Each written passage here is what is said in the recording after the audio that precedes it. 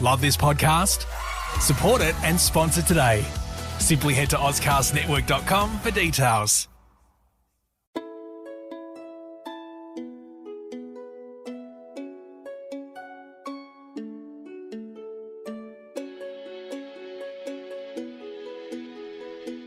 Welcome to Hong Kong Confidential. I'm Jules Hannaford and I'm your host. I'm an Australian woman and I've been living in Hong Kong for many years. I'm a mother, a teacher, an author, and I want to share my wisdom and the wisdom of others with you. Thanks for joining me and I hope you enjoy the show.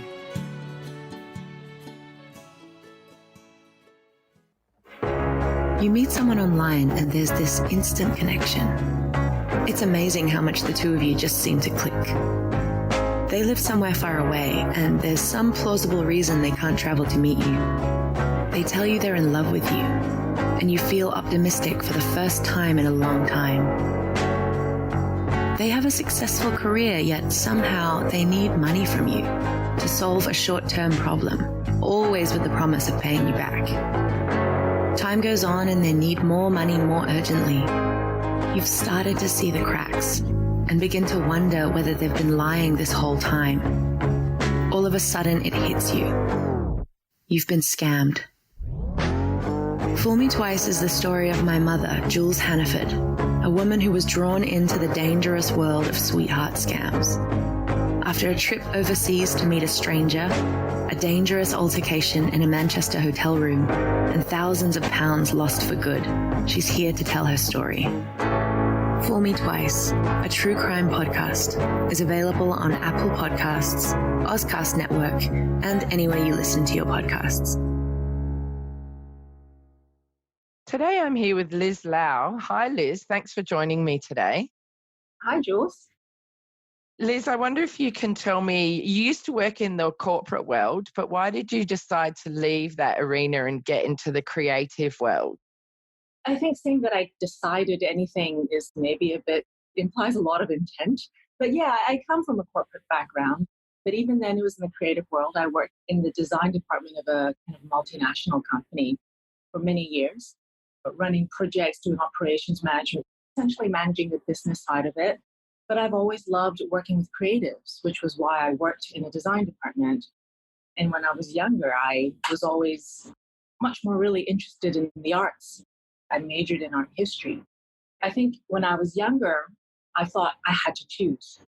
Follow my passion and do artistic things, as my more traditional Chinese immigrant parents warned me I might not be able to make a living, or do I need to kind of choose a more corporate, stable, predictable path? And quite a number of years, I tried to find the middle of the road in between. Let's work with creative people, but in a corporate environment. And it was actually very interesting work for many years, very fulfilling. I learned so much. I take away so much from that experience. It was around when I hit 40 years old, and I joke that it was kind of my version of a midlife crisis, that I just started thinking, well, I've done this now for 15 years. Is that what I do until I retire? And I think there was just a moment where I needed to take stock and say, with the experiences that I've now gathered, do I go for something more interesting, or do I start thinking about doing something more interesting for me, or do I keep going? There was really a moment of kind of a reckoning. I was turning 40 and I was kind of like, well, I do something about it now, or I should stop complaining. And then you decided to start your pottery studio, Lump Studio. Tell me why you decided to do this. Well, no, my midlife crisis took a bit of a detour before I kind of got there. I left my then corporate job. I was working actually in the Netherlands. I was working at a Dutch firm and was living in Amsterdam for 3.5 years. I can tell you it's everything that it's cracked up to be. The weather is wonderful. You're biking around all day. Work-life balance is amazing. I particularly like Dutch food and found Dutch culture so interesting because I find people so curious and so open. And Dutch design is really some of the best in the world. And I was working in a design team. And so this was around middle of 2014 when my then contract with the company was coming to an end and they were negotiating a new contract. It became a natural time to think, okay, do I keep going? I really kind of said, everything about this job is perfect. If you're looking for stability and all of those things, everything was perfect. How come I feel trapped? How come I feel a little bored? And I said to my partner, I need to figure out what I really want to do, but I don't think I can figure it out while I'm working. I think I need to take some time off. It was quite interesting because my partner moved to the Netherlands with me and did some work there, but she couldn't get a full-time job. And I said to her, she's got a British passport. I said, how do you feel about you working and me kind of not working, kind of the switch of what we've been doing for a while? To be honest, I didn't know what her answer was going to be. And she thought about it for about 6 seconds. And then she said, okay. This is after 3+ years of me working and her kind of taking care of the homestead and our very elderly dog. And she just said, fine. She started looking for work in London just because of the language. It was hard for her to find the type of work in her industry in Holland. And she found a job in London. I quit my job in Amsterdam and we moved to London. And I suddenly became the Tai. Nice. Lucky you. I managed to switcheroo where then I became a Tai and I volunteered. I did sketching every week in my neighborhood sketch group. I started learning pottery at a community studio. Just absolutely fell in love with it. I actually been meaning to learn pottery. I touched it when I was in elementary school and I'd been wanting to kind of go back to it. But one of those things where like you're working full time and you just never get around to it. It was one of those moments where I said, I'm going to do all the stuff. I literally had a list on my phone. All the things I've always said I was going to do. Now that I have my time off, I got to do them. And pottery was one of them. Took classes. It was also a community studio that you could join and kind of work on your own time. And I did that very quickly and I just completely fell in love with it. I even brought clay home. We'd be watching TV and I'd be kind of working on it. We'd go out, have dinner, come home. And before my bag is even off, I'd be like going and looking at my pieces that are kind of drying on the shelf, working on them and pinching them. And my partner would be like, can you at least take your bag off, take your shoes off, change your clothes before you dive back into it? It's like a real addiction. It was an interesting sensation to be so addicted to something that was creative. I was absolutely in love with it. Loved my life in London. We were there for about 1.5 years when my partner was offered a role in Hong Kong at her old employers. It was a wonderful opportunity, as you sometimes get in Hong Kong. And we had a real dilemma of, do we stay in London or do we come back? We quite quickly decided to come back. But then I remember kind of standing in the kitchen with my partner and kind of saying, well, what do I do? Because I wasn't ready to then just restart this corporate life that I had, but I didn't know what I wanted to do. And somehow we almost had this light bulb moment at exactly the same time, standing there in the kitchen. I think we were drying dishes or something. They don't have the kind of studio that I was attending and joining in London. Maybe I need to open my own. And it made sense because I used to run a design company. I used to run design studios with creative people, managed everything from the day-to-day to the business side of it. And I thought, well, maybe I could transfer some of those skill sets into my own business, then be able to do all the things I like already. But it almost kind of seemed like this idea of, okay, well, let's see if this could work. We moved back and it was never kind of I just decided to do it kind of a thing. It was much more, okay, then I come back and my personality is actually, I was a project manager. I'm a planner by training. It took me 1 year and I put together a really long business plan. I still have it in my closet. It's about 50 pages long. I described the whole environment in Hong Kong of what pottery was like and who was working on it and how many people do I think was working on it. And the other thing I did was I just joined classes immediately when I moved back. And I talked to a lot of people about what their needs were making pottery, from hobbyists or what I call weekend warriors, people who they do one class a week, they have a full-time job, they have kids, they've got all kinds of things going on in their life. And this is something that helps them. They're actually incredibly creative and skilled, some of them, but this is something that they do on top of a very full life. And there are others who are trying to make it as a living and trying to be a ceramicist or a potter in Hong Kong and do that for a living is very difficult. To think about renting their own space, to think about buying all their own equipment, firing everything. Most of them then have to do part-time jobs like teaching or whatever it takes to make it work. And the pressure of having to pay for rent and doing all of that sometimes takes them away from the creative part of what they wanted to do the most. And I just thought after talking to quite a lot of people that there is an opportunity to do this. It's actually the idea of just doing a community studio, but instead of really maybe 10 people, 20 people coming together and do it, I spearhead it and hopefully people will come. That was the basic concept of it, of the space that is fully equipped. Everything is there, all the materials are there. And whether you're a hobbyist or a pro or anything in between, you join, and then there's a place for you to work. And it's flexible, and we're open quite long hours. And on top of all of that, what you get is the community, the social aspect of it, where I've got everything from high school teachers to full-time artists that studied fine arts, masters in fine arts, to mothers and fathers who do this for fun. And they're all sitting in one space, and they're all working together, and they're all looking at each other's works, and they're having a dialogue. And that's not conversation that often happens. That's kind of what I wanted to build, and what has kind of happened in the last 3 years or so. Whereabouts is your studio? My studio is in Wong Chuk Hang. It's in an industrial building. That was really the opportunity in Hong Kong because rents are so high that I knew to make a go of it, I needed to find the right type of space. This space we have in Wong Chuk Hang is really quite spacious. It's 2,400 square feet. It's a good space. I was very lucky. I came back to Hong Kong December 2015, and that was just around the time the MTR line extended to the South Island line. I have this kind of happy confluence of great big space, relatively affordable, plus MTR that is literally across the street from my building, so 1 minute away. That made it safe as well for people, especially women who were coming at night. We close at 9 at night. People need to feel safe. We had everything. It took me months to find this space, but when I found it, I knew immediately it was kind of the right place for the lump. What is it about pottery that you love? You explained how you sort of became addicted to it, but what do you love about it? I think there are two things. The first is actually quite primordial. I like the feeling of my hands on clay.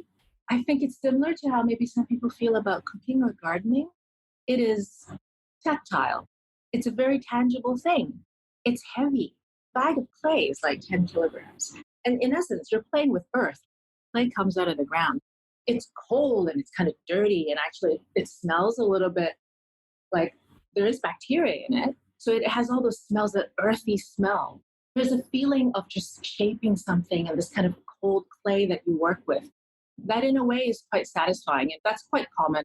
I had a lot of people just telling me, when you sit down and then you're completely focused on making something with your hands, you also turn off the parts of your mind where you're just thinking about all kinds of things in your day-to-day life because you're focused. So sometimes logging off doesn't mean you really log off. It just means logging off of certain things and logging on other things. That part of kind of awakening, again, at least in me, the creative side of my brain, and just making things that I like. That included little sculptures, vases, functional ware, whatever it was. The process of it and the feeling of it was really lovely. But the other aspect of clay and pottery that I love was more intellectual. I really mean it when I say I think pottery and clay is whatever you want it to be. And what I mean about that is it has history. I think it's one of the oldest forms of art and craft in humankind. But it also is about industry. I always remind people, yeah, it's craft, but your washroom is made mostly of pottery. Your sink and your toilet. It completely changed human civilization when humans figured out to make toilets out of it rather than have wooden buckets, because suddenly you have hygiene and people weren't dying of diseases. You can also trace human civilization in terms of the trade that happened. Chinese pottery for thousands of years was something that was very influential, especially, when we talk about porcelain, what's made of in fine china, the very white kind of ceramic. It went all over the world. It was shipped all over the world. And the styles that were used and the kind of inks that were used to paint them was influential in what we now call the Middle East, in Persia. It impacted the craft in parts of Japan and Korea. Europeans copied it. If you talk about Delftware from the Netherlands, where I lived as well, they tried to imitate fine china from China with cobalt blue paints. It kind of also showed the different cultures melding and how those things would get adopted in a certain culture, but then they would create their own thing out of it. It wasn't just about copying. I just always found it interesting as somebody who studied art history, how ceramics actually really traces human civilization over the years. The other thing I like about it is it's very grassroots. Some people think of ceramics, of course, it is sometimes used in fine arts. You can think of somebody like Ai Weiwei, who's used it to make those grains of rice, and it sits in museums and galleries, the highest echelon of visual arts. But at the same time, you have craftsmen, potters, who just sit there and will make 100 bowls a day, and making that and selling that is a modest living. And I love that creativity doesn't have to be just something that sits in a museum. I always say most of my art sits in my cupboard because all of my cups and bowls and saucers are handmade. And it's not something that I hang on a wall, although I have that as well. I drink my coffee from it. I actually eat all my food from things that are completely handmade. And now I'm even more proud. It's handmade in my studio with my clay, with my glazes. Not just my pieces, but pieces that I buy from my members. My cupboard, when we have dinner, when we have friends over for dinner, which we haven't done in quite a long time, but it'd be nice when we can do it again. I don't have a set of anything. Everything is different. Some looks earthy, some looks really fine and detailed, and I'll have a table full of food. And I always think, yeah, the food is great because my partner is a great cook, but it's all set off with all these different plates and bowls that are all unique. And I love that aspect of pottery. I love how approachable it is and how affordable it is. It doesn't have to be, it can be very expensive, but I love that it can be, and it can be for everyone. Liz, how easy or difficult is it for somebody to learn pottery skills? I've tried to throw a pot on a wheel a few times and it's so hard. Like, I think you've got to have patience and stick with it. And I can't really manage that, I guess, but it's very difficult. So how hard do you think it is to learn? Well, one of the things I like about pottery is I actually think it's very easy to get started. There are two main types of techniques in pottery. One is throwing at the wheel. And most of us have seen that. And if not, I always mention that thing in the movie Ghost where Demi Moore and Patrick Swayze, that's throwing at the wheel, usually without the music. But the other part is what we call hand building. And that's really taking clay and using, there are three fundamental kind of techniques in hand building. You use pinching, which is really just using your fingers and shaping something. We call coiling, which is then rolling pieces of clay into coils and then kind of making circles of that, for instance, and you can build things up. Or slab where you roll them into flat sheets, almost like baking. And then you work with those slabs of clay, either when it's quite soft or harder, to build things. And that usually is the technique used for making quite flat, angular things. It's actually very easy to get started with any of these techniques in hand building or throwing. To become expert in it and to become really at the top of that craft, I think that takes years. Throwing is difficult because you're basically trying, something is turning quite quickly, you're trying to push earth and make it act a certain way. And it takes practice. But most people can, even if you're just starting with 2 or 3 lessons, at the end of it, you usually have something you've made. That's actually pretty amazing. That's a pretty easy way to get started. Now, you might say, oh, well, I want to make it better. Oh, that doesn't look maybe as I had imagined, or it's as big as I want it to be. But that's just a part of learning a craft. And I think one of the things that keeps attracting me to ceramics is because you can never finish learning it. It is a craft that is so deep. And think about the fact that it has a history of thousands of years. It is a craft so deep that even if you're an expert, there's still also many things you can learn. And each person also has their own style. So if you have a teacher or you have an artist and you see them do a demo, you'll realize, oh, well, they do the rim of a cup slightly differently than I do. And you can have been doing it for 40 years and still get something different. The other thing I like about it is because we're talking now handmade ceramics, the shape of your hand influences it. I remember my first teacher in London, she kind of looked at my hand. She said, oh, you've got these long fingers. That's maybe not ideal. Your things are going to look a certain way. Look at my hand. And she showed me her hand and it was shorter and she had these thick fingers. I've got the potter's hand. Yours is maybe a little bit more kind of more sculptor hand. And of course, this was the way she described it. But it's true. You can really see a great big hulking person on the wheel is going to throw differently than a tiny little person. And it doesn't mean that a small person can't do what the big person can do or vice versa. It means you've also got to learn ways to adjust your technique. How do you use your body weight? How do you connect things together to make bigger pieces rather than throwing from one lump? It's really an art that involves the body and the soul because it's not just the clay. It's your impact on it. It's how you shape it and how you kind of bring every aspect of yourself to it, including the physical part. It's a long answer to your question. I think it's very easy to start. And for some people, it's just about doing it. I've got some members who only fire like a quarter of what they make.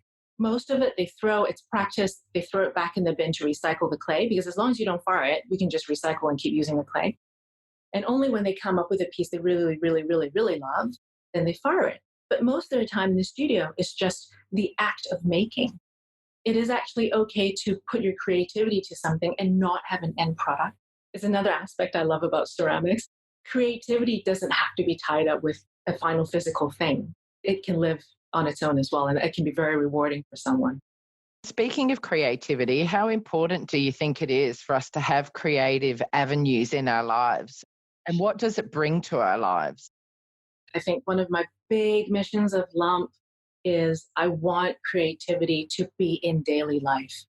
I don't want this division where we think, oh, creative things is for certain people who are very talented, or certain people who are kind of in a financial position to be able to be creative, that it has to be out of reach. And kind of LUMP was a way of saying you can make it a part of your day-to-day life, and it should be something that can be affordable. But I think having an aspect of creativity in day-to-day life just opens up your mind in every other aspect of your life. It's such a cliche, but it really is true in Hong Kong. You can get so caught up in the day-to-day, the rhythm of it. Everything is so efficient. Everything works to such a schedule that we really don't have a lot of time to breathe. I feel like with clay especially, you can't rush it. When clay is really wet, you can do certain things to it, but it will flop. One of the big elements of learning, for example, even if you're pinching a bowl, let's say a larger bowl, you start shaping it and you realize, okay, I can get it to this thick at this moisture. But if I want to get it bigger and thinner, I'm going to have to wait a day, cover it, let it harden, and come back and work on it a second time. And if I want it again, I have to cover it and come back and do it a third time. You can't rush clay. Sometimes you also have to say, hey, to do something well is not just to push, push, push and insist on making something happen. Clay kind of gives you the lesson of you have to do the right thing at the right time, and then it's super effective. It's not just about pushing for what you want. And I just think that is such an antidote to city life and Hong Kong life, especially. We are so geared towards finishing something and getting something done. One of my funny stories, and this has happened actually like endless numbers of times, where somebody might be very new and coming and just, experiencing, maybe working with somebody who's more experienced, who's teaching them how to make a pot. And they'll be like, oh, okay, so if I come for 2 hours, how many pieces will I have at the end of it? And how many weeks before I get it fired? And I'd be like, oh, it doesn't work like that. And it's not because I want to draw out your experience, but the one thing you can get out of pottery is not try to think of it in terms of when it's done, and really enjoy the process. And I've had people who come, had a few lessons, and then they left and say, oh my God, 4 lessons is not enough to make one. I need to come back for many because, the things that I want to make, it's going to take me many, many sessions to do it. That in itself is a transformation in the mind of that maker, right? They've suddenly kind of appreciated, oh, this is not just getting from A to B. It's that part in between. That part is fun. It's what creativity can allow you to do, is to appreciate the things in between a little bit as well. I think you've hit the nail on the head, because I just didn't have the patience or give it the time that I needed to develop that skill. And I think that's a really interesting point, and something that should make me get back to it, because I love doing creative things. You're actually writing a book about the history of pottery in Hong Kong. Tell me a bit more about this project. It's a very interesting project. I came back to Hong Kong 2015. Immediately signed up at different studios doing classes because I just couldn't stop making pottery. Early 2016, at one of the places I was learning, the owner of that studio, a very well-known ceramic artist in his own right, kind of said, the supplier that sells most studios and schools clay, actually, there is a kiln there. He comes from a family of people who used to make pottery during kind of the industrial golden age of Hong Kong in the 50s and 60s. And there's this old dragon kiln. Kiln is an oven for firing pottery, right? So we're talking about a dragon kiln, which is traditionally kind of first designed in China, but you see them in Korea, in Japan and in different parts of the world as well. Basically, this edifice that sits on a mountain, so it's sloped, and you build this kiln along the slope from bottom to top, and you light it at the bottom. You put all the ceramics inside this one single chamber. You light it from the bottom, and the slope means that the fire kind of gets pulled out through this chimney at the tall end of it, and it fires all the ceramics at 1200 degrees Celsius, 1300 degrees Celsius. And my teacher, Chris, was like, there's a dragon kiln in Hong Kong. It was built in the 40s. It's just sitting there. And Mr. Leung sells his clay kind of right beside it, and that's how he makes a living. But this thing is just sitting there, and it's complete, and it's intact, and it's beautiful. A couple months after that, we actually said, okay, I got to go visit it. I was so fascinated with ceramic history. A couple months after that, Chris was like, oh my God, Mr. Leung called everybody in the ceramic industry. It seems there's a threat that the kiln will be torn down. This was 2016. And immediately we organized a trip to go see it because I was really worried that it was going to be torn down. I wanted to see it as soon as possible. Quite soon with Chris and with another person who's also a ceramic artist, Clarice, we kind of said, you know what? We got to do something about this. We might get nowhere, but let's see if we can form a group and try to campaign for saving the kiln and seeing if we can do something meaningful with it.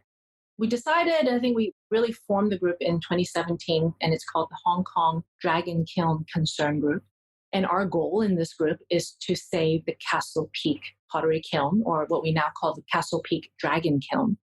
Since 2017, we've been doing, what we learned is what you do in conservation. On one aspect of it, we are trying to engage the government, because actually the government bought that land back in the 80s.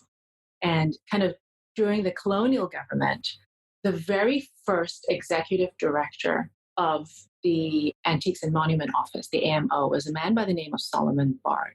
Fascinating character.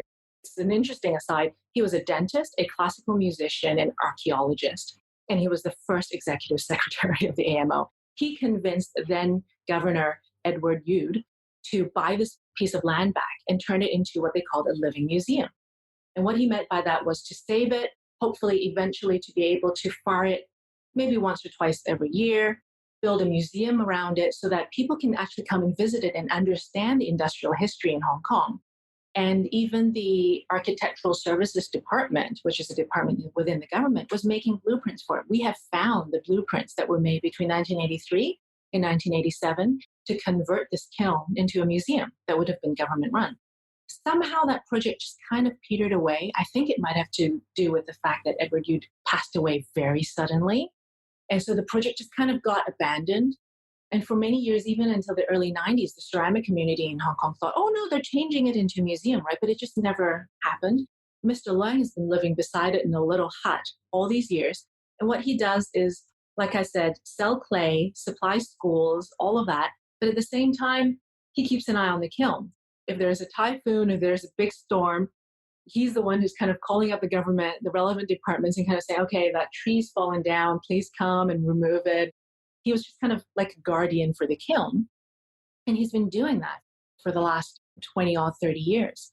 We formed this group and we started advocating with different departments of the government to say, hey, you had a plan before. Times are different. There is actually, if anything, even more value to saving this now. There are so few architectural buildings in Hong Kong from the 40s, and certainly nothing like this. This dragon kiln is the only complete, intact kiln remaining in Hong Kong. And it is in perfect shape. The only reason it stopped production was not any kind of damage to it, was because production was moving northwards to the mainland by the late 70s. So in the 80s, they just didn't have enough business. They couldn't compete with the mainland. And so they stopped firing it mainly because of economic reasons. Besides advocating with the government, the other thing we did was we created a Facebook page. We started doing research because we realized a lot of the people who used to work at the kiln were getting older.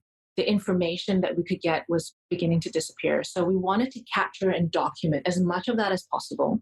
And at the same time, we knew that nobody knew about this kiln. Like even people who lived 5 minutes away from it. It's kind of hidden in the mountainside and it's kind of just beside the McLehose Trail. Nobody knows that it's there. And we realized it's going to be a hard time trying to conserve this thing that people don't know about. We have to do public awareness. We have to engage people about it. We have to tell people that this exists. this kind of three-pronged thing of advocating with the government, of doing our research and doing public engagement. This is what we've been doing since 2017. And recently, last year, we wanted to apply for some funding to start really kind of putting some of this in place. We were very lucky. Last year, we got funding from the Lord Wilson Heritage Trust. This year, we got some additional funding from the Design Trust.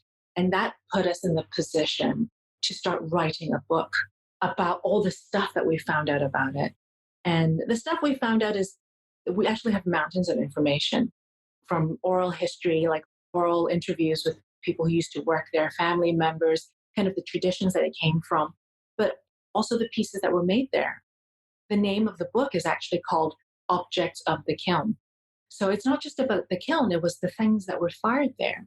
And the interesting thing is, these are things that most Hong Kongers will look at and kind of recognize. Once again, it's not stuff you find in museums. It is, these rice clay pots? They used to make clay pots. The pots that are for making rice, for making soup, for making Chinese medicine.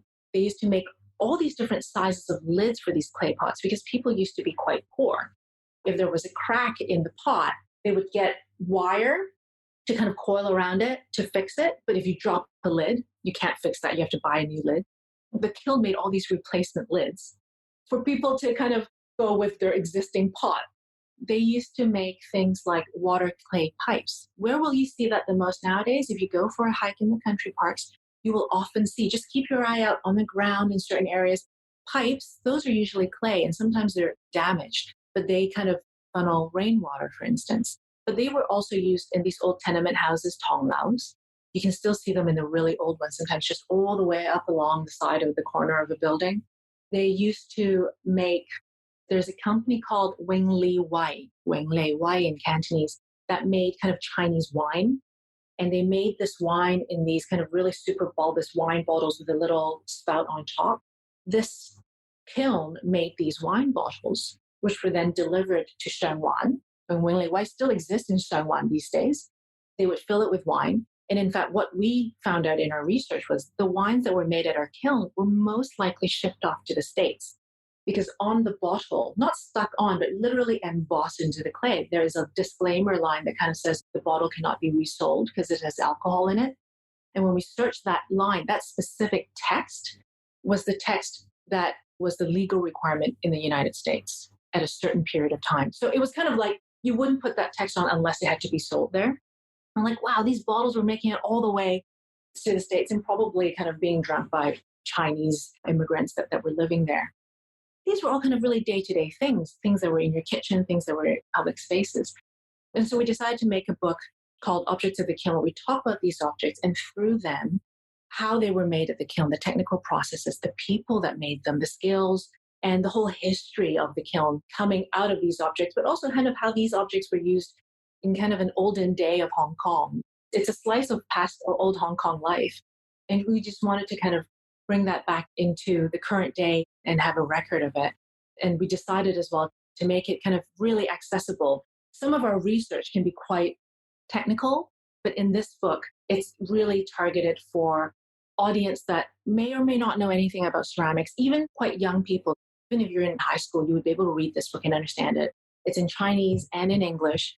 And it's actually not so much about words, it's about all these archival images that we've dug up, new photos that we've taken of the kiln. We even brought on an illustrator who can help us illustrate what those making processes was like and how around this whole kiln, all these little manufacturing workshops were around it, from how do you prepare and make clay, and then how do you make molds, and then how do you put the clay in the molds, where do you dry it, where do you glaze it, the whole production process, and try to really kind of bring it back to life a little bit in this book that we're making. It sounds fascinating. And what are some of the greatest challenges that you've faced during putting this project together? Initially, it was a challenge, but then it became something that we leaned into. I think one of the hardest things is trying to reconstruct history can sometimes be difficult. When something is as grassroots as this, there isn't a lot of documentation because when it was being done, it was just a family and their workers making stuff. And people didn't have phones like we have now where everything is snapped. There are a very limited number of photos. A lot of people have passed on. There aren't that many people you can talk to. And we started realizing, okay, if I talk to Lang Pak-chun, who's the guardian at the kiln right now. And he's the son of the foreman who used to run the kiln. And he's a seminal figure in Hong Kong ceramics and pottery history. His name was Leung. His son, Lang Pak-chun, now is at the kiln. If you ask him, he was quite young when they were still in full production. If then I ask his sister-in-law, who also helped to fire things, if then I now talk to an expert about these types of kilns that were very much in this kind of southern China Shiwan tradition, they'll say, oh, well, actually, things used to work like this, different from what you're describing. At first, we were kind of like, okay, well, what's the real version? How do we find out? You know what? You can't. You can't travel back in time. And I think for a period, we were like, kind of, how do we deal with that? But actually, how you deal with that is by embracing all of it and saying the traditional way of doing it, as documented in books and by experts, is they used to do it like this in Shiwan. I'll give you an example. In Shiwan, it was a very developed ceramic industry. And to this day, Shiwan pottery is very, very well known. And it was so developed that they had guilds.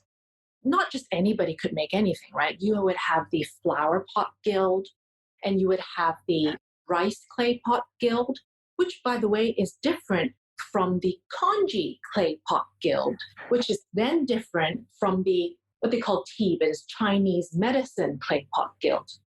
Its height, there were more than 30, but in most books, we see the list of 23 guilds in Shiwan. It meant that they were able to professionalize within that guild. It also meant that they were able to exclude other people from that trade and keep it in the family, have that trade to themselves, what guilds do. In the 50s, a lot of people from the mainland moved to Hong Kong. Leung Sam, that I was just talking about, was one of these people. He moved to Hong Kong mid to late 1940s, already as a very skilled Shiwan craftsperson that a lot of people knew. And he came from the flower pot guild. Then we researched into the flower pot guild. What is it? Actually, it's not just flower pots. That guild probably started as a flower pot guild, but eventually it turned into everything that you would have made ceramically for a garden. So it included pipes, clay tiles, all these kind of old Chinese Renaissance buildings that you still sometimes see in Hong Kong with all those green tiles and the shingles on the top. That's what he made. But it also included garden furniture. If you see sometimes ceramic elephants that are also chairs that you can sit on, he would make things like that. Decorative tiles, balustrades, anything you could find in a garden, he would be able to make. That's his guild. When he came to Hong Kong, he kept making some of those things, and he did those things primarily by commission. If there was some rich family who has this big cottage out somewhere and they needed to make this special house, he would create all these things by hand. Once you got to Hong Kong, he was no longer limited by this very strict guild system. Actually, the kiln also made wine jars and clay pots and what we call gum tap, kind of golden urn or a reburial urn. You know, in Chinese kind of burial rituals, once you put your ancestor in the ground 5 or 7 years later, you dig them back up, you clean their bones, and you put it in an urn. And thereafter, when you visit your ancestor, you're praying to the urn. They made urns like this. So, you know, the kiln then started making everything that was about life, death, daily life, whatever. Because then in Hong Kong, it was just a different way. It was, hey, I've got a family, I've got workers, we've got to feed. We no longer have this huge industry with a system. We need to do what we need to do. Finding out all these things and how things changed through times and what survival really was like, it was by diving into all these things that didn't initially add up and then realizing, oh, they changed. Then they had to do this differently. And then if you talk to different people, maybe their memories of things also is different because that's what memory is like. And we kind of say, well, maybe Leung Pak-chun, Mr. Leung, remembered this way. That could be one truth. Maybe the sister-in-law remembered it in a different way, and that could also be true. It's not about the right or wrong. It's about what lives on in people's minds. And our book doesn't try to become a definitive thing. It just says, we want to make all of these things live on. We can't lose any of it. In a way, it's challenging to capture that in a book format. By kind of accepting and embracing all of these different versions, it makes it all the richer. It's so colorful. Like, I love these stories of these guilds and all these things that they used to make. And to this day, we go to the kiln. Most of the things that were fired there, if they were good quality, wouldn't be around anymore because you know what? They got sold off. What remains at the kiln usually were the first offs, kind of the test pieces, or the defects, the seconds. We've got a couple of, not very many, a couple of the wine bottles, but one of them's got a big crack in it. The other's got all these kind of bubbles in the clay. It's because you couldn't sell those. They probably leaked. These are the ones that we're left with. And we've got a lot of the molds as well, because they were the working tools. We've got all of those things. And so sometimes it's always interesting, I think, that we are trying to rebuild this history based on the molds, which is the negative of positive, and based on these seconds that are not maybe the best pieces, but even from these slightly damaged ones, you can see the craft and the art and all the years of experience that went into making them and firing them, and trying to reconstruct history a little bit, kind of from by deduction a little bit. Oh my gosh, that sounds so detailed and intricate and interesting. What have you learnt about yourself through this process and the key skills that you've needed to be able to create this book? I'm still learning. First of all, we're knee deep in making this book. A lot of the challenges is something I'm living every day.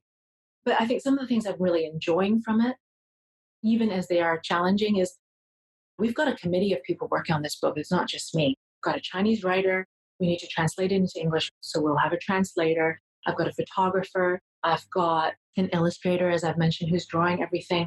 We have engaged this wonderful publisher and her editor who's pulling all of this together. It is really a large committee of people. And it's not just about bringing those people together, but thinking in terms of how do you translate the research into a story that people want to read, put them into words. But from the words, what kind of imagery and what kind of illustrations do you put beside that so that there's real meaning and real impact in what you're trying to tell? We're trying so hard not to make it into this kind of boring old academic book, and much more into the passion that I feel when I tell these stories. I'm hoping it comes through when you read the book. That is hard. And I still have no idea whether we can absolutely do it, but we're going to try. That creative process in itself is a real worthwhile challenge. It's a challenge, but it's a worthwhile challenge. And it's a real learning process, isn't it? Well, storytelling, you could never be done learning how to do that better. It's iterative as well. We sometimes start with the text, and then we go back and we look at the illustrator and say, you know what, screw it. Don't use the text. Use the images to tell that, and just use the text to support it. But that means you have to do that iteratively. And sometimes you have to dive so deep into it before you can come back and say, oh, okay, now I get it. Instead of telling these 10 things, one picture, 2.4 points, move on. Enough. You got it. That is a constant learning every day. But then the other thing that I've loved in this project is, and it's not just the book, it's the whole Dragon Kiln Concern group, is the power of a community of passionate people. I guess what people call civil society. We finally got some money, as I said, to hire some research assistants who are basically fresh grads from university. But besides that, the whole group is made up of volunteers.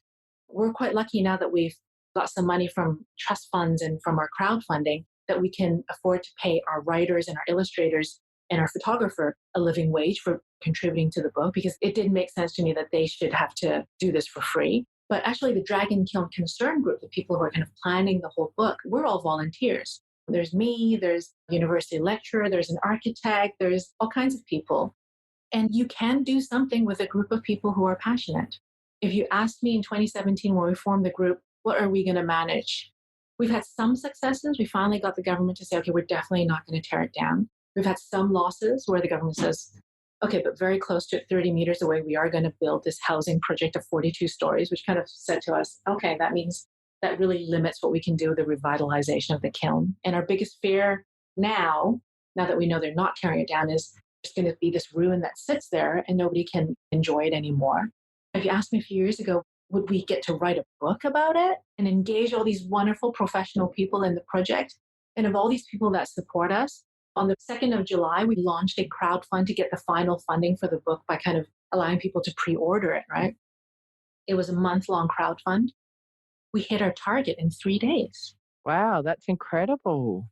And every time we do something like this and people come out and support us, it's kind of like, first of all, it's a real shot in the arm. Beyond the money, it's kind of saying, people say, yeah, we support this. It's validating your project. Oh, absolutely. It just kind of makes you go, all right, I got to work harder. That sense of bringing people together and creating something that people value and think it's useful and has a place in the world, that's a learning. That's a learning for me. Coming from a corporate background, I didn't know any of this. It's given me a purpose, a sense of purpose in an aspect of my life that I didn't even know was going to give me when I started. Isn't that great? And it just shows that it's never too late to change tracks or have a new interest or develop an idea that can really grow into something as big as what you're doing now. It's really amazing. When are you hoping that the book will be published by? The book is planned to be published in December. So for all the people who have supported it on the crowdfund, we should be kind of mailing that out maybe December, January.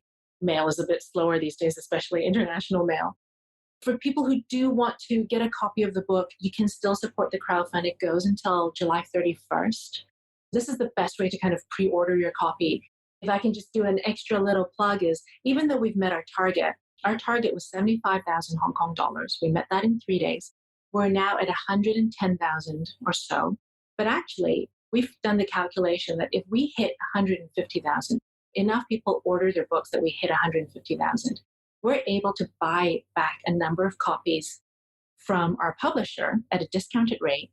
And we will be able to buy about 500 copies, which we can then send for free to every high school library in Hong Kong. When you buy a version of the book, you're contributing to getting these libraries a copy of it, because public libraries and university libraries tend to have more budget to buy books. I think individual high school libraries struggle with that a little bit more. There are about 550 or so high schools in Hong Kong. If we hit 150,000, we can send every single one of them a copy. And that, for me, that's actually the most valuable. I need these stories to live on. So that's kind of our stretch goal. Like, we hit our initial target. Now our stretch goal is, can we do it? Can we do it in the next 10 days or so? How can people order their copy of the book if they want to get one? The easiest way is, we're doing this on Kickstarter. Go on Kickstarter and search Dragon Kiln, Kiln. Thankfully, there are not a lot of kiln projects on the Kickstarter, so it's very easy to find. Another way to find that link, and also just to support us, is go on Facebook. We have a page called the Hong Kong Dragon Kiln Concern Group. Look us up, follow us. The link to the Kickstarter is there. But the interesting thing about that page is, sometimes when we find new interesting bits of research, we share a post on it to kind of tell people what's been going on. And we do the posts 95% of the time in Chinese as well as in English, so that everybody can understand it. And just following it. And sometimes we need your help. Every once in a while we have a petition we might need signing, or sometimes we just have questions that we ask our community if they know something about something. It helps us to have this group of people that we can go to. That's another way to follow and to support us. Brilliant. And also, Liz, you mentor women as a part of the Women's Foundation mentoring program. What type of people do you work with there? And what does mentoring actually encompass? That's an interesting thing that, once again, I'm not sure I knew what it would be like when I started, and it's turned into something very interesting. The mentoring program at the Women's Foundation, what I've learned, is really a best-in-class program for mentoring. What they do is, every year, they open up for applications to find 50 what they call proteges and 50 mentors. And I think the way that they differentiate is, if you've got 15 years of experience or less, you're mainly in the protege camp. You've got 15 years or more, then you're in the mentor camp. But basically, many, many people apply, women apply. And then through this kind of application process and through an interview process, they select 50 of each.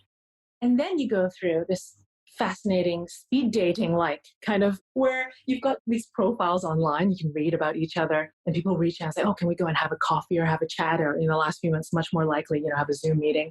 And after that kind of intense period of about a month, everybody kind of writes in their top 3 choices, and the foundation kind of matches people up. And then you have that partnership for the whole rest of the year, where a protege and a mentor talk to each other, maybe once a month, maybe sometimes more frequently, maybe less, and use that as a real paired mentorship opportunity.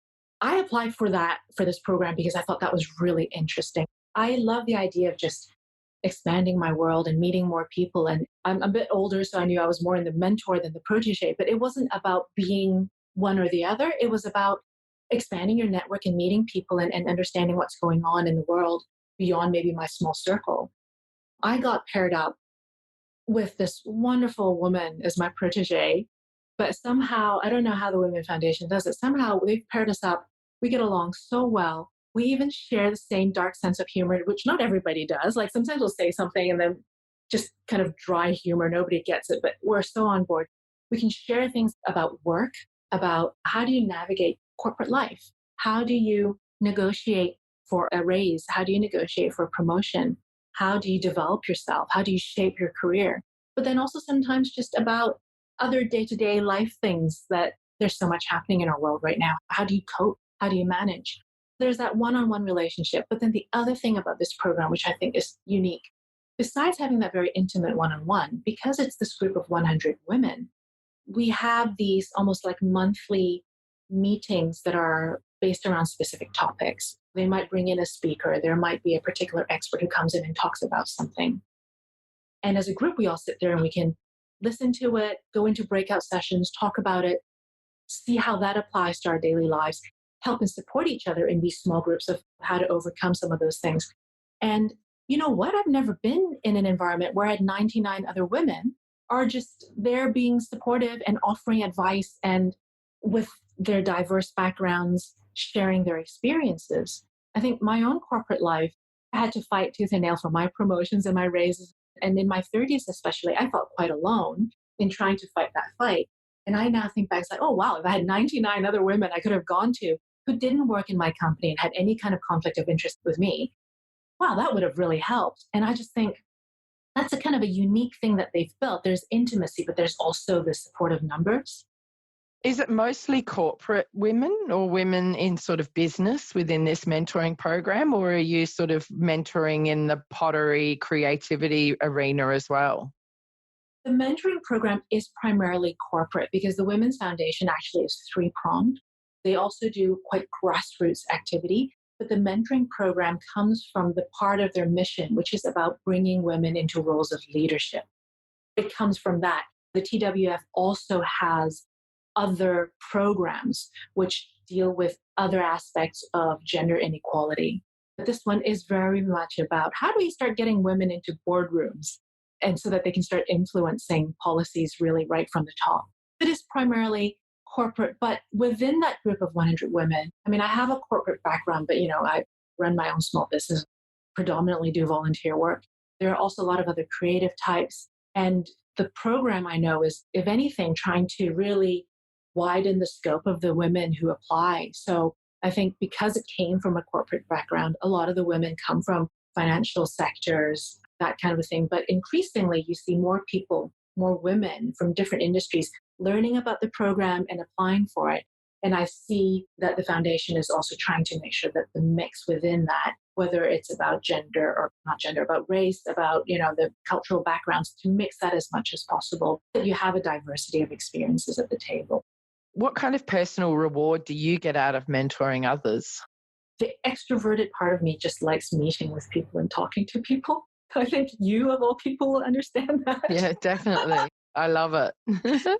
That in itself is rewarding. It was so funny. Before I got paired up with my protege, she asked me exactly that. I was like, why are you doing this? What do you get out of it? I was like, are you kidding? Like, the things you don't know, you can only learn by talking to people. That's really the biggest part of it for me. But there is another aspect. I think in my corporate life, I was very lucky. I had a great job. It was a great company. I had great colleagues. I had a great boss. But despite all of that, it was hard as a Chinese person, as a woman, to climb that corporate ladder. I struggled in my 30s, and some of it was linked to elements of self-doubt. And when I couldn't succeed at work, I sometimes linked that with my self-worth.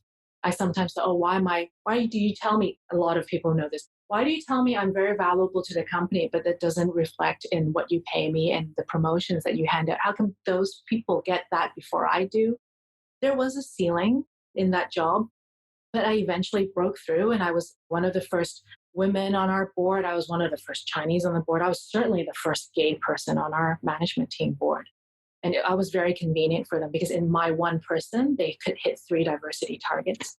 But then I got to sit on the other side of the table. I was then sitting in the management team meetings where we were planning our talent pipeline, where we were talking about how do we shape our teams, who are the next people who are most likely to get promoted. And I then started understanding sometimes it's not done out of kind of malicious spite, but people tend to promote and foster the people who look and sound like them.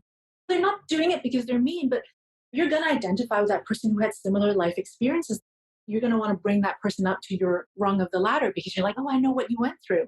But if you have a management team that already looks very uniform in a certain way, how do then you break that through and bring people who have different experiences onto that board? That's something you really have to overcome from a cultural perspective. But then also from a company policy perspective, I worked at this big company. They have all these high potential programs and things that should bring women and people of color through. But somehow it still wasn't happening. Somehow it didn't result. You had diversity kind of in the core population of the company, but not at the highest rungs.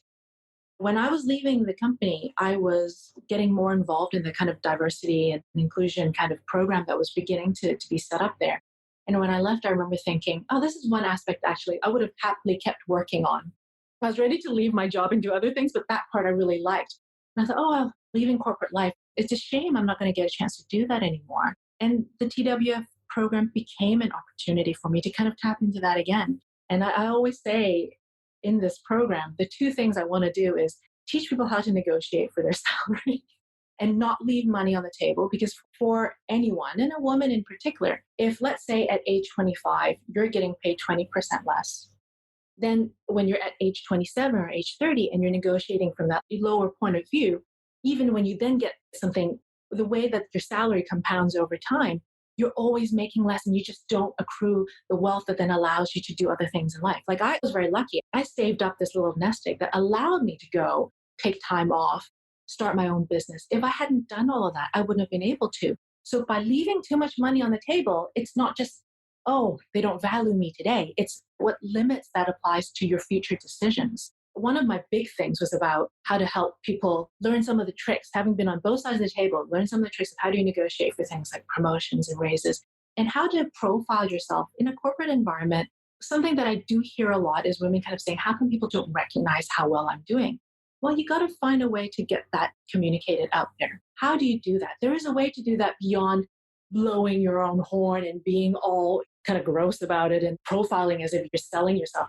You can do it without being like that. There are ways. These are some very specific things I wanted to talk about within the program, and I've had a chance to do it, and happy to keep kind of singing the gospel around that because that's something that's really important.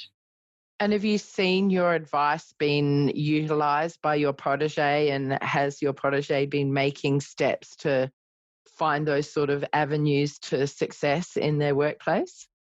I would like to think so, and not only with my protege, but with a few others. Even just this last weekend, it's very encouraged within this group to also break out of your pair and talk to other people. Just this past weekend, another protege reached out to me, and I've had a couple of conversations with her before. She said, I'm going in next week to ask for my promotion and my raise. We had a call 2 months ago where she said the same thing to me. And at that point I said, well, do you know that your manager thinks that you're performing well? Have you set the stage and kind of done your profiling? And has he acknowledged that you're doing a good job? She said, okay, maybe not. So we spent the last 2 months doing that. We've got her boss kind of saying, you're very valuable. You're doing a wonderful job. I can't think of anything that you could do better. We've got her boss having that on paper. And we're like, okay, now we're going to strategize how you go in and close the deal. What do you really want? Do you want a promotion? Do you want a raise? Figure out what your bottom line is, then go in and start negotiating. But also use that as an opportunity to hear your boss say, what do you need to do better? How can you grow? We had this talk just this Sunday. Today's Tuesday. Yeah, she's having that meeting today. And I'm waiting to hear how it went. In a way, it's not just about winning it. It's about asking for it and not being shy to ask for it. And if you don't get it this time, you learn something from it and you take that into your next jobs, your next talks, and your next negotiation. It comes down to there's no reward without risk, and you've got to take that risk and step outside your comfort zone, ask for what you're worth. And women tend to not do that as well as men for some reason. It's great that they're getting this opportunity to do that with the support of a mentor. I think women are kind of between a rock and a hard place, right? We're kind of trained from quite a young age to not ask for so many things, but then to be very grateful. So we feel like we're imposing when we ask. When we're asking, it just means we're making what we want known. Also recognizing it's possible for somebody to say no to you and know how to deal with that. Yes, and move on and not give up. If one company tells you we're not going to give you a promotion, it doesn't mean that you're a horrible person of no worth. It just means this is not the company for you. You may need to look for another job. Or not the right time. not the Yeah. right time, or you need to learn something. And being able to look at your career and your development as something slightly separate from your whole core of being. Yes, and don't take everything totally personally. Take that personally actually gives you room to go and negotiate those things with flair, because suddenly it's not about your core. It's just about this thing I do. Yeah, And that's brilliant advice. That's really good. I love that. Liz, what advice would you have for somebody wanting to start their own business or to change careers like you have done? the risk of repeating myself, I would say, first of all, I didn't know for many years that I would, but you want to give yourself the option. If you have a job right now, save up some of that money. Give yourself freedom by having something that you can use. Don't make yourself tied up with your current job or the next job because you have to do it. If you can be in a position to have a little bit saved up, that makes all the difference. It gives you choice. You choose what you do next. Do that if you can be in a position to do it. That's not an option for everyone. If you do start thinking about it, this is just a bit of practical thing. Write that business plan. And you can take years doing it. Some people I've met actually in the program have said, I'm in my late 20s. I don't want to start a business now, but I have a feeling I'm going to want to do it when I'm 40. And I think it's going to be about this. Do a first draft and write down what you actually want to do. There are any number of ways to find out what's a good business plan nowadays. Everything is online. But I think really understanding what you want to offer, but also really talking to people and interviewing people. I think I interviewed about 20 people for my business plan. And it was a real interview of what do you do? How do you practice your ceramics? Where do you go? Why do you go there? Why don't you go to this other place that you left? What do you think is missing from the place where you work now? Do your research, find out who your competitors are, understand your market. Just put that together and kind of really understand your business as this project where you can evaluate and look at it and say, okay, I want to do it, but can it exist? Is it viable? I think that is really important. Take the risk. Well, it's hard to say. The reason I'm not saying take the risk is because it's kind of like telling somebody who has insomnia to go to bed, because like, how do you do it? Like, Yeah, you have to have a strategy and a plan, which is what you've said. Well, one of the things I do ask myself, and not just for the business, but for anything I do, is I do ask myself, what's the worst thing that's going to happen? And can I live with that? I'm going to put this money that I've saved up into this business.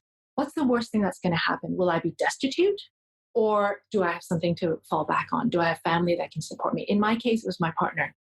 I put all my money into it, but I have a partner, she works, and she said, I'm here for you. It was like, okay, well, actually, the worst thing that's going to happen is I lose all that money. And more so, that's going to really hurt my pride. But then it becomes, it's about my pride. All right, that's something to get over. I think asking yourself that question helps because it makes you kind of just count through the things that's really stopping you from doing it and be honest to yourself. Beautiful. I love that. That's inspiring. Thank you so much, Liz. And my final question for you is, if you could do anything differently in your life and you could do it over again, would you do anything differently or would you do things exactly the same? I can't believe you're asking me this. In the TWF, this last session we've had was a letter to ourselves. And one of the questions was, what do you regret? So I actually thought about this last night. Oh, great. I actually wished, I'm 45 now, and in the last 5 years or so, kind of taken on a different direction in life.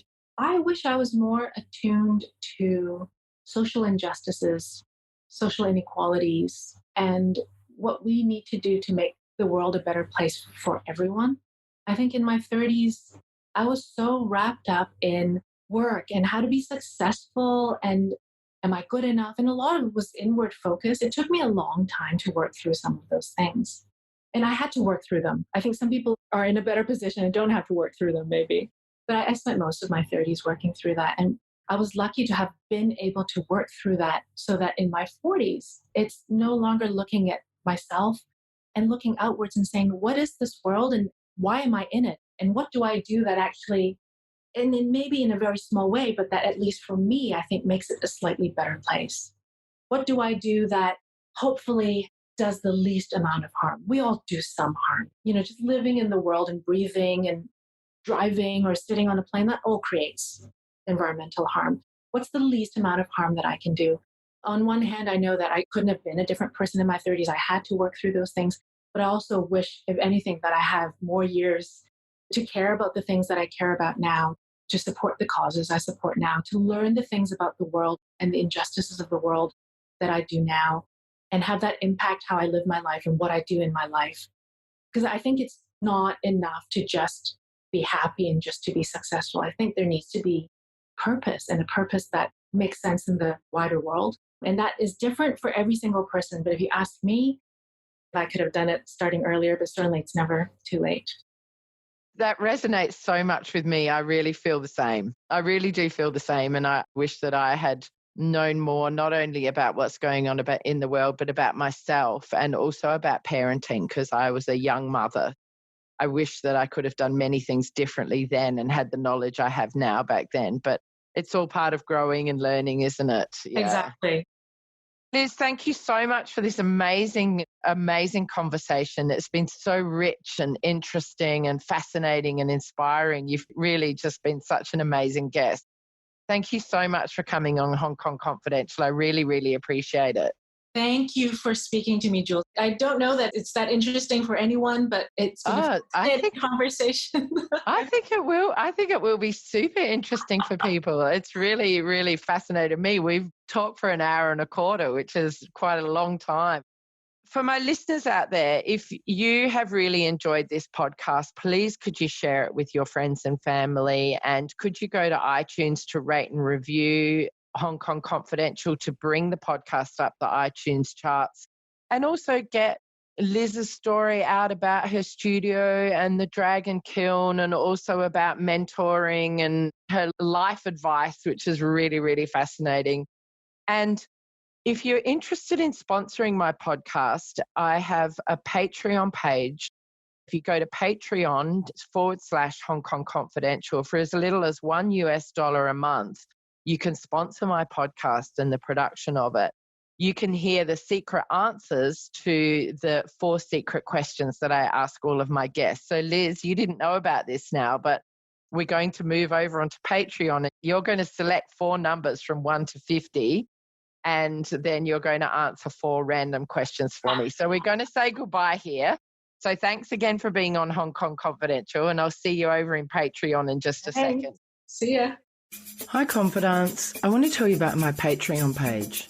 I've joined Patreon in the hope of getting sponsorship for my Hong Kong Confidential podcast. Patreon is a great way for my listeners to get on board and sponsor me with monthly payments, and that goes towards my production costs and rewards for my members. If you're interested in checking out my Patreon page, please go to patreon.com and search up Jules Hannaford or Hong Kong Confidential. I would really appreciate you visiting my page.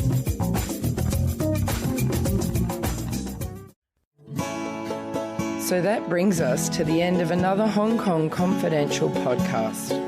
I'm Jules Hannaford. Thanks for joining me, and I hope you'll be with me again next week. If you enjoyed today's podcast, please can you go to iTunes to rate and review it. I would really appreciate your feedback. You can email me at jules@hongkongconfidential.net, and you can find me on Facebook and Instagram at Hong Kong Confidential. If you'd like to hit me up on Twitter, it's at Jules Hannaford. I would love to hear from you.